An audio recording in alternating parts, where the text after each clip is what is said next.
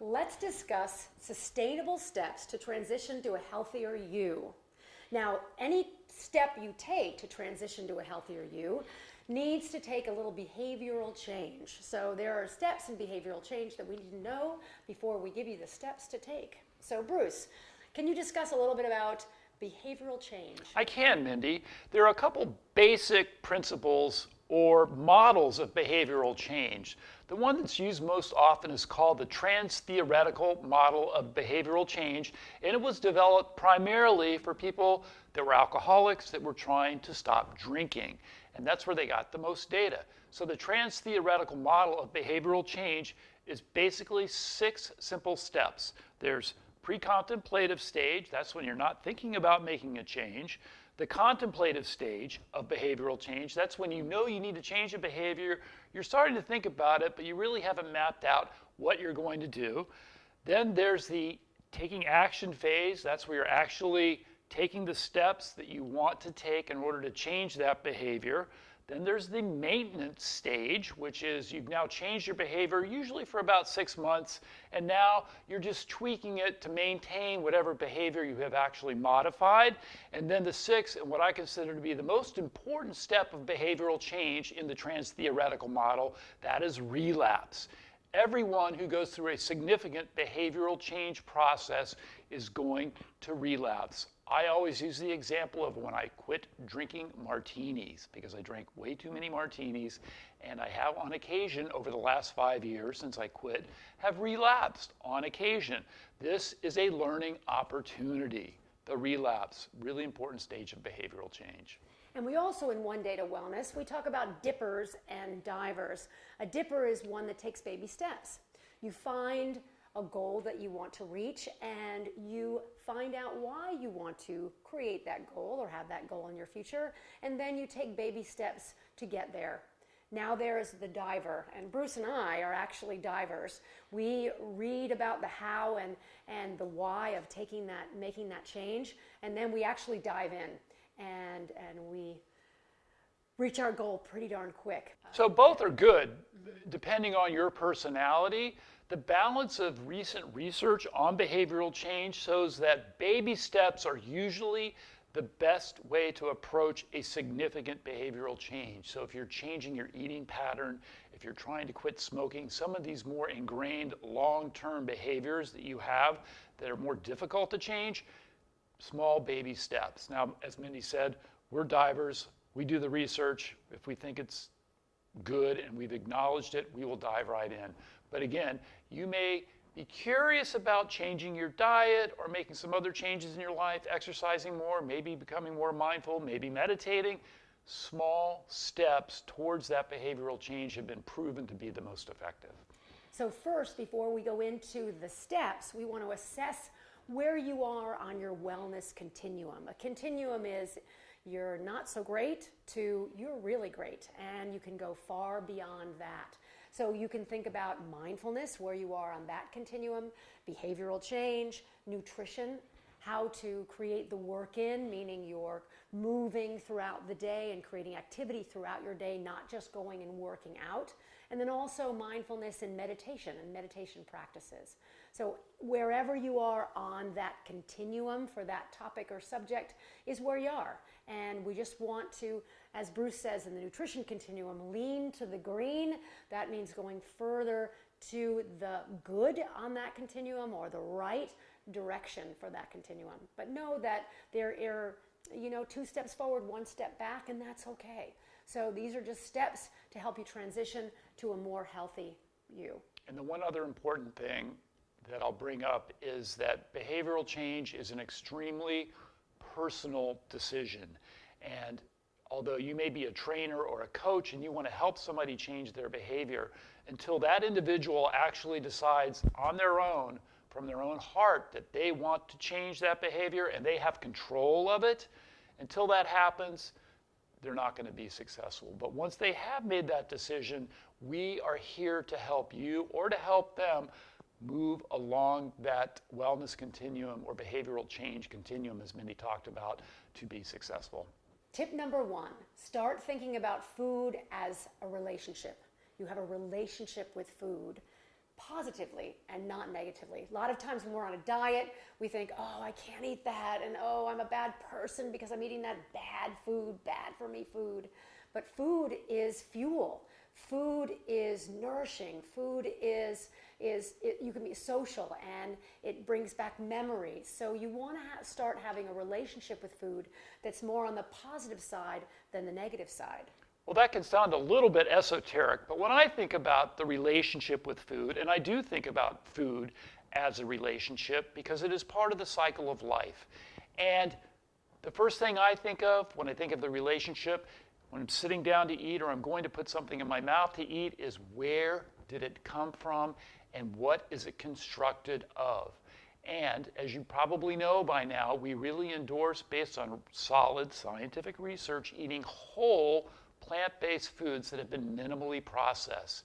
So when I get served a cracker that comes out of a box, I don't consider that to be a very good relationship with where that food came from. But if I'm eating a salad with fresh fruits and vegetables and a rainbow of colors that have been picked out of a garden that have not been processed, I consider that to be a relationship with a cycle of life. Closest to the source, that's what we also say. So you've heard two different views, and they all come to the same final conclusion. So many times we are raised to have negative feelings about food. I shouldn't eat that, and I'm a bad person for eating that. And on the flip side, you want to look at food as it is nourishing and beautiful and wonderful and closest to the source. So when you look at some food and you know where it came from and it wasn't some manufactured part of something else, then the relationship becomes much more close. So if you can have a garden, if you can maybe go to the grocery store with your children and involve your family in the cooking. So that's also a relationship with food. So shop, cook, eat with the family, make food the part of the family and a relationship. I think that's a great point. And just growing your own food. Minnie and I travel constantly. We don't have time to have a garden. But when we're home the couple days a week that we are, I sprout because sprouts are extremely nutritious, very nutrient-dense food.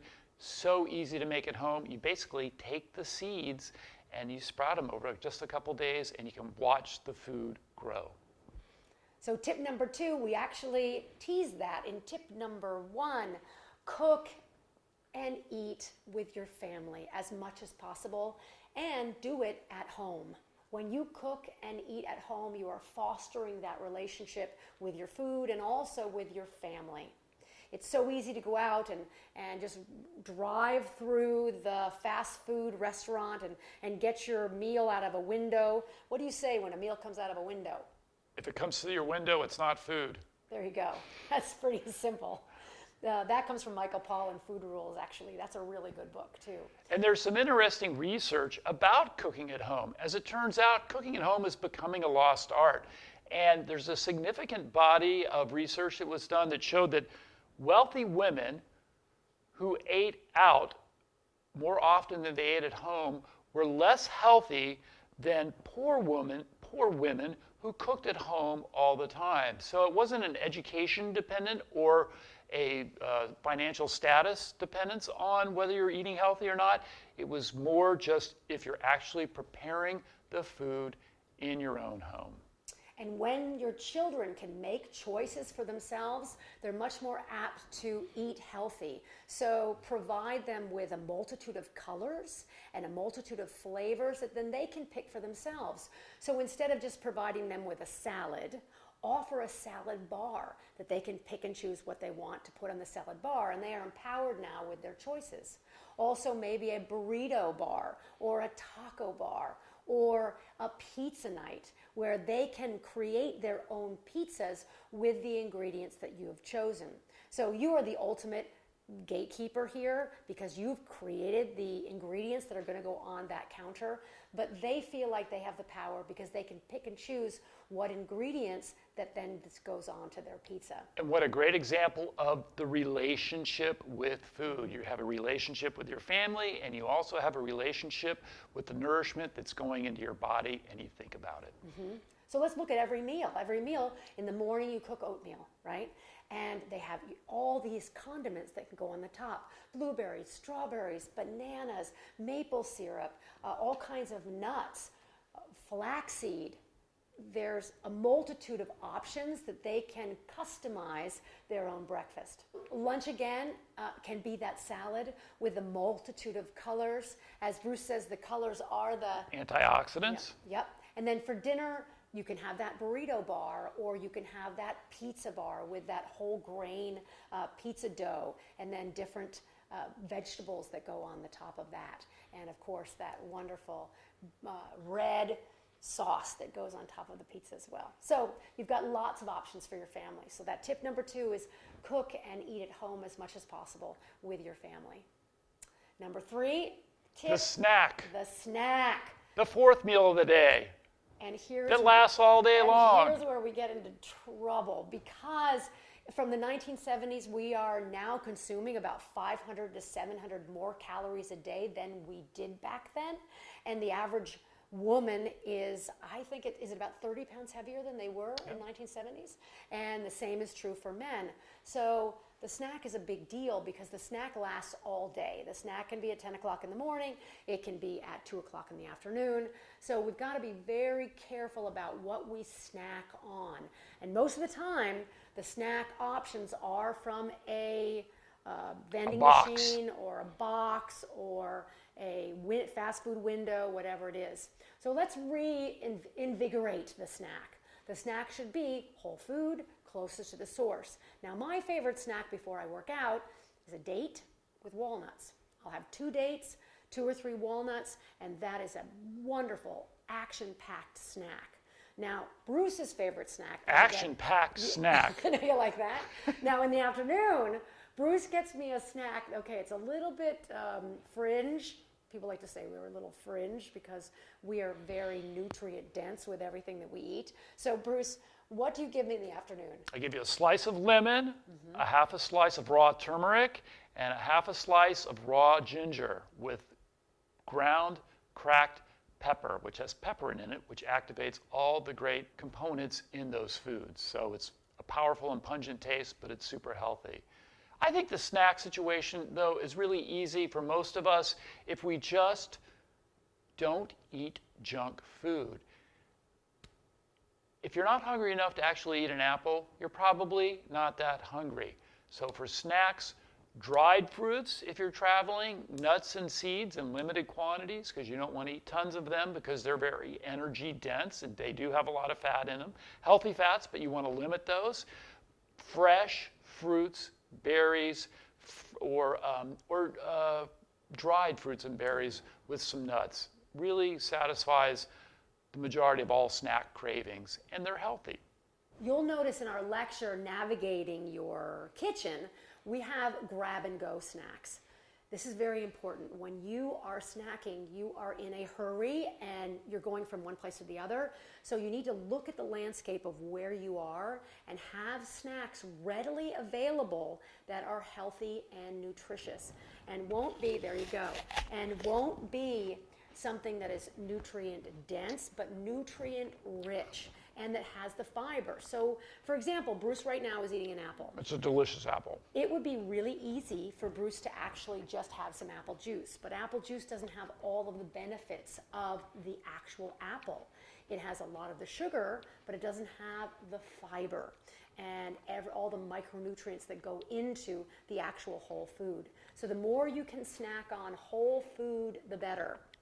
When you're thinking about your office space, you don't want to have easily accessible candy and chips and cookies. When you're in the kitchen, when your kids come home from school, they don't want to see on the counter some cookie box. Oh, yes, they do. Okay.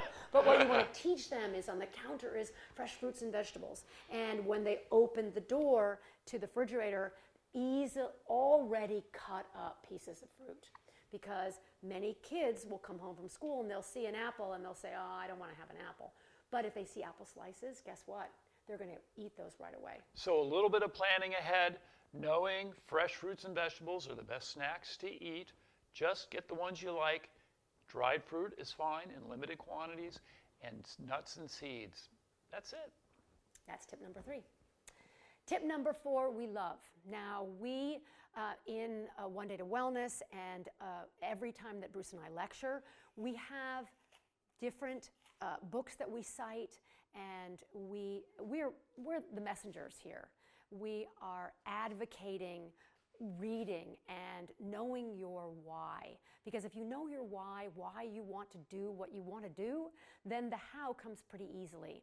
So if I want to lose weight and I want to do it in a very healthy way and not by taking a shake or a potion or a pill and losing weight real quick and then gaining it back again, but if I want to have sustained success, I'm going to learn what is the best healthful way to do that. And one of the sites that Bruce and I love is called nutritionfacts.org. And it is started and it's being fueled by this man named Michael Greger. He is an MD, and we admire him so very much. Also on bruceandmindy.com, you'll see an interview that Bruce and I personally did with him, and he's a profound educator and lecturer and researcher. And what he has on his website is completely free. And what we love and what we advocate and what we think that you should have is an app called The Daily Dozen. The Daily Dozen is a free app. You can actually download it right here while you're listening to us. And it provides you with Michael Greger's 12 different foods that he thinks you should include in every day. So if you look at the very top one, it is beans. Bruce, why are beans so important? Beans are one of the most nutrient-dense foods there are. They're also very high in protein, and they have a ton and a variety of minerals that you need. So selenium, potassium, all the minerals that we all need, essential minerals we need to function and have our bodies be healthy, are packed into beans. They also help satiate you so you feel full after you eat and you're not wanting to eat more.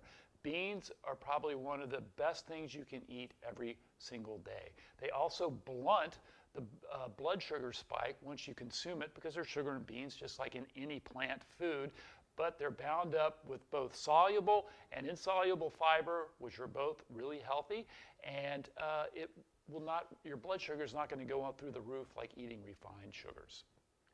So Bruce is really smart. Now on the Daily Dozen, it doesn't go into that much detail, but it does go into quite a bit of detail of how much a serving size is, and it gives you examples of the different types of beans. Also, what I love about the site is that it ticks off what you've eaten for the day. So if you had 1 serving of beans, you just push, boom, I've had 1 serving, and perhaps it says you need 2 servings a day, and you know that you still need 1 more serving of beans. But it's a checklist for every day that you're getting the nutrients that you need, you're getting the foods that you need to be healthy and well. So, and that's a free app, well, the Daily Dozen. And it's easy, it's free, as Mindy said. It's a great kickstart to start to transition to more healthy eating. You're not going to need it forever, because you're going to figure out within just a few weeks, okay, I know sort of the balance of the different whole foods that I want to consume for a really good healthy diet. Great Kickstarter to begin your journey. And that's tip number 4. Tip number 5, and this is one of Bruce's favorite sayings, is that you are the nutritional gatekeeper for your family if you're the one that's buying the food. That means you have the power. That's right. So as the nutritional gatekeeper in your family, which, as Mindy said, that means if you're buying the majority of the food, you're driving to the grocery store, you're putting the kids in the car, you're making the final decision about what goes into that grocery cart, not your kids. That is a very powerful position, and it's going to allow you to slowly make that transition as the nutritional gatekeeper to help your family be more healthy. I can't stress enough the importance of getting your kids started on the right track with healthy eating at a very early age for them to live a longer, healthier, evidence-based, disease-free life. That's basically it. Involve your kids early on and know that you have control. As the nutritional gatekeeper, you decide ultimately what goes into your cart. You may not know this, but when you go out to dinner with family and friends, if you are the nutritional gatekeeper, everybody looks to you, and you probably order first at the restaurant, and what you order is going to have an effect on how everybody else orders in that restaurant. If you, as the nutritional gatekeeper, decide you're going to eat 14 pieces of fried chicken, everybody's going to make probably a less healthy decision about what they're going to eat based on what you decided to order. So you have a lot of power there, and most importantly, you have the power to affect the outcome of your kid's life. And we saw this firsthand because a couple weeks ago we were at a summit and we ordered our food. And everyone else, there were about 10 people down the row from us, and they all told the wait person, we want what Bruce and Mindy are having. So we launched the ship and everyone else came on board, which was really fun. And the other great news is that we have the opportunity as the nutritional gatekeeper to help everyone else that we touch. So when Bruce lectures at a conference, he actually goes and he talks to the chef. And the chef creates a whole menu for the weekend for the whole fitness conference. So people come and take Bruce's lecture at a conference, and then he lets everyone know that the chef at the hotel is on board, and so they'll get more business because people are going and asking for that certain menu option, which is, for us, it's evidence-based. It's an evidence-based diet. So also, as the nutritional gatekeeper, even if you don't have children at home, Bruce and I don't have our children at home anymore, so they're on their own. So we're the nutritional gatekeeper for ourselves. So whether you're a family of one or a family of just two, you are that nutritional gatekeeper. So think about that for yourself. You are responsible for providing yourself with the most nutritionally dense foods that you can. And we're really fortunate because we have two nutritional gatekeepers yes, in our house. We are. Okay, so that's number 5. Tip number 5, you are the nutritional gatekeeper for sure. Tip number 6, the kitchen environment, very important. We have a whole lecture on this, but I wanted to just touch upon this here because this is a tremendous tip that you can see huge success right off the bat. What you bring into your home is what you're going to eat. And when you go to the grocery store and you're hungry, well, guess what? You're probably going to choose options that are not as healthy because your willpower is low. You have willpower that waxes and wanes throughout the day. So if you are coming right off of work and going to the grocery store and you're working on an empty stomach and you're working stressed because you've had all day to build up that stress and your willpower is really at a low point, then you're going to not make the best choices you can. So the kitchen landscape and what you put into the environment of the kitchen is dependent on, first of all, where you came from. So if you came from the grocery store and your willpower is low, you're probably going to be bringing in some icky stuff. So you want to make sure that you are arming your kitchen with the best options you possibly can. And we're going to give you a bunch of great tips about that in an upcoming lecture. I like to think of it as kitchen hygiene. So you want your kitchen to not be completely cluttered. Don't look at my kitchen right now because we've been shooting videos in here for 4 days and it's a train wreck. However, for most of the time, our kitchen is very sparse. There's only items that are out and on display are generally fresh fruits and vegetables. There's no junk food on display, and the hygiene of the kitchen takes a step up. So when someone comes into your house, or as Mindy said, if you're hungry after a long day and you walk into your house, if you have 18 boxes of junk food cookies sitting on the counter, you're probably going to reach for those.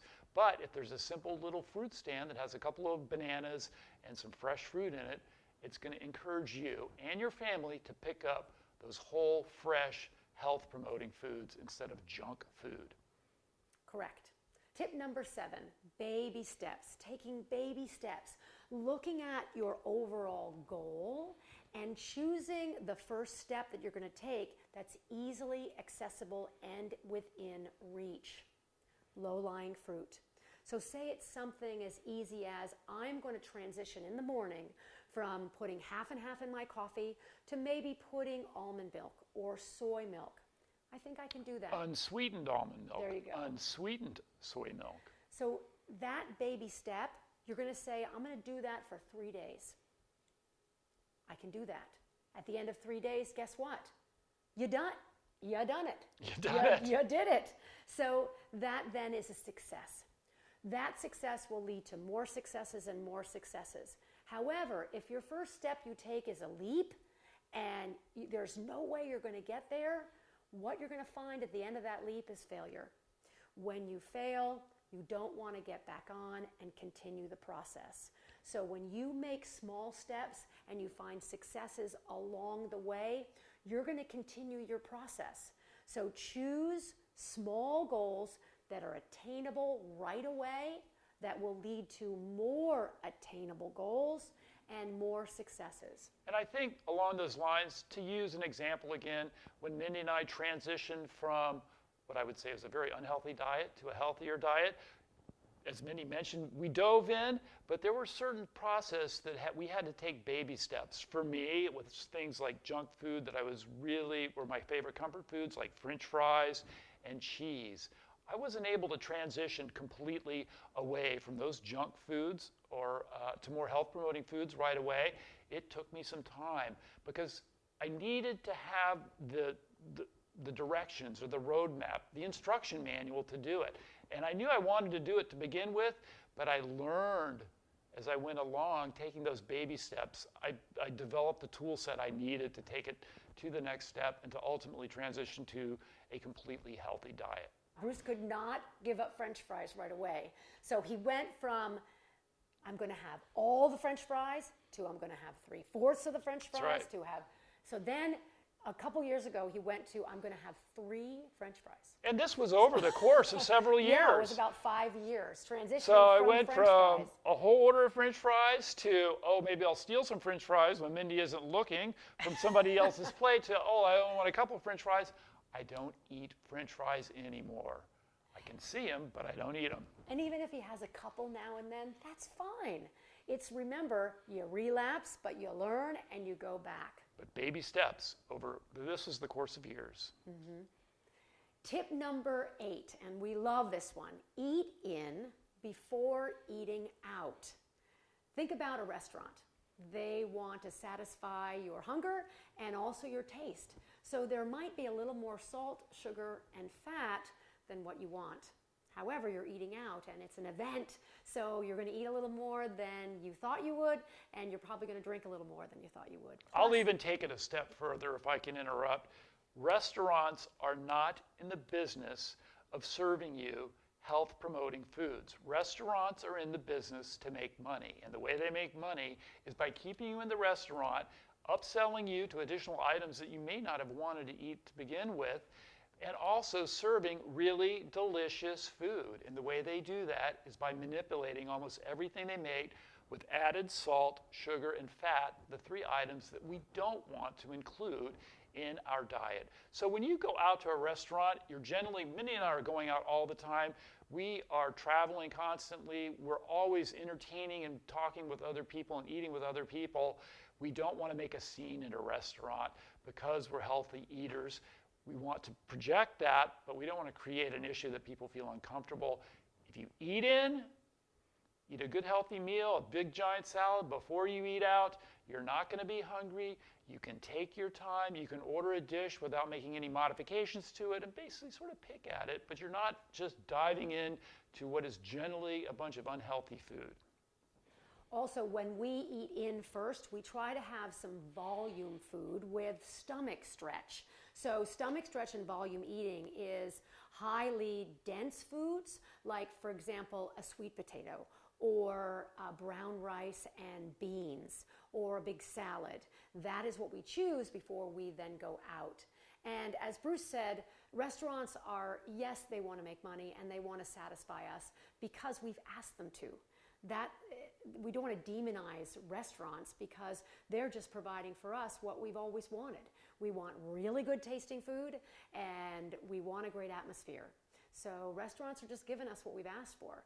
Now, if we, on the flip side, go in there and say, hey, you know what, we want more healthier options, and a lot of us do that, then they're going to provide that for us as well. So the more healthier options you can ask for down the road, that will actually create more health-promoting restaurants. And a couple of data points. There's a really good body of research that shows, number one, we're all terrible at determining how many calories we eat and how much we've ate. or I'm sorry, how much we've eaten. And when we eat out with a group, we always eat more if we're out in a social group than we do if we eat alone. So think of these as simple facts, that these are sort of roadblocks that can get in your way of healthful eating. Just know that the deck is a little bit stacked against you when you go out. So planning and preparation is important in this behavioral change process to eating more healthily. Just eat something healthy before you go out. It'll usually take care of itself. Tip number 9, continue to fill your why cup. What does that mean? That means your why is the most important. So the how, think about a diet, right? There's all these diet books out there of how to do this and that. But if you don't know why you're doing what you're doing, you're not going to be able to change the behavior over time and have sustained success. So when I say continue to fill your why cup, it's the why. Why do you want to transition to a more evidence-based diet? Why do you want to add more movement into your day? Why do you want to be more mindful and maybe continue a meditative practice every day? When you know your why, then the how comes much easier. So it's really reinforcing what you already know, because we get bombarded with messages from the food industry, on television, when we go out, from our friends about what they think might be the right thing to do for eating and dieting.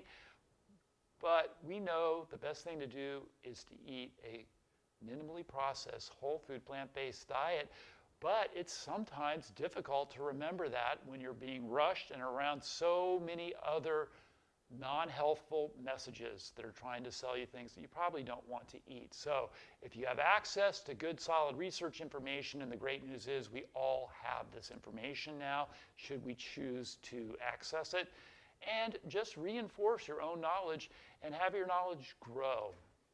And also, when you can incorporate mindfulness and meditation, just times of quiet in your day, that's going to help as well as moving throughout the day. So in our program of wellness, we really are looking full circle at the right way to fuel your body, the right way to think about mindfulness, and movement that creates energy, that produces more energy. So that's it. Those are our 10 tips for transitioning to a more healthy you. Hope you enjoyed it. Bruce and Mindy, out.